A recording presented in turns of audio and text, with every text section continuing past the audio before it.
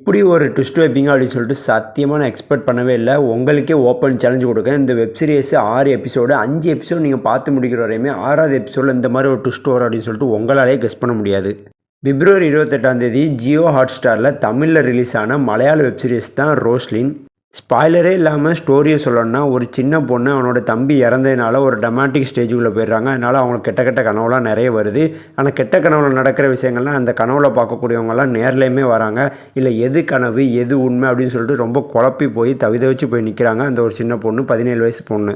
இந்த ஒரு விஷயத்தை அவங்க எப்படி ஃபேஸ் பண்ணி எப்படி ஃபைட் பண்ணி வெளியே வந்தாங்க, இதுக்கு பின் பேக் ஸ்டோரி என்ன இருக்குது அப்படிங்கிறது அந்த வெப்சீரிஸோட ஸ்டோரி.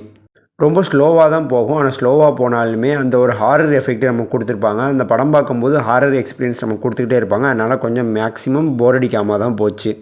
சவுண்ட் எஃபெக்ட்ஸ்லாம் உண்மையில் சூப்பராகவுமே ஒர்க் அவுட் பண்ணியிருக்கிறாங்க.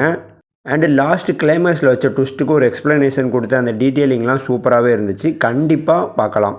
இந்த வெப் சீரிஸுக்கு என்னோட ரேட்டிங் 50க்கு 37.